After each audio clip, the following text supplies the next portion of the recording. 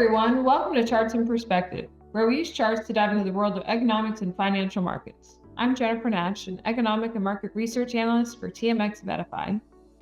In this video, we'll look at the major economic data points from the week of November 3rd through the 7th.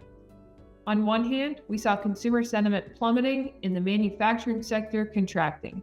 But on the other hand, the services sector actually bounced back, and we saw modest job growth in the private sector.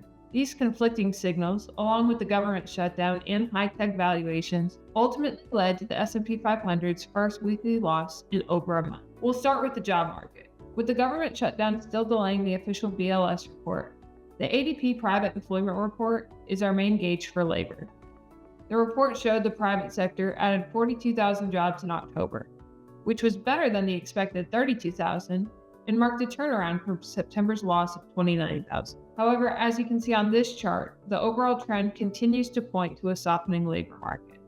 We are well below the job growth rates we saw earlier in the year. Next, let's turn to the consumer, where sentiment is looking quite sour. The University of Michigan Consumer Sentiment Index dropped over 6% to 50.3 this month, marking its lowest level since 2022 and the second lowest reading of all time. That's nearly a 30% decline from a year ago. This plunge was mostly driven by anxieties over the ongoing government shutdown and its economic impact. The decline in confidence was widespread, affecting nearly all demographics. The main exception?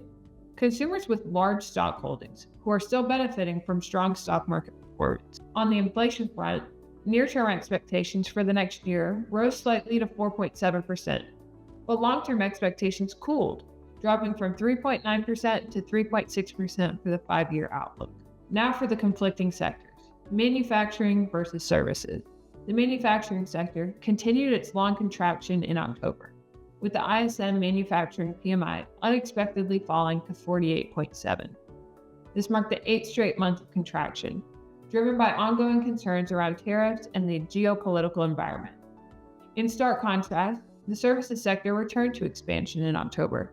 The ISM Services PMI jumped to 52.5, its highest level since February. With these conflicting data points, let's see what the market is pricing in for the Federal Reserve's next move. The CME FedWatch tool currently shows a 70% likelihood that the Fed will cut rates by 25 basis points at their next meeting. Beyond that, markets are pricing in 2 additional 25 basis point cuts throughout 2026. Now let's see how the broader market reacted to the week's data and forward-looking Fed expectations. The S&P 500 seesawed throughout the week, but ultimately finished down 1.6%, marking its first weekly loss in 4 weeks. Finally, a look at the bond market.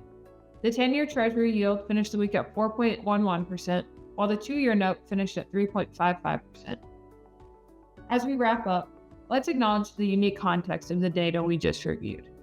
The prolonged government shutdown has caused significant delays in official statistics, which amplified the importance of private reports, like the ones we've discussed in this video. With the government shutdown now nearing an end, critical federal reports will resume soon, giving us a much clearer, comprehensive view of the entire economy. That's all for our discussion. Thank you for tuning in. For more economic and market insights, you can find my content on the Advisor Perspectives website under the AP Chart section.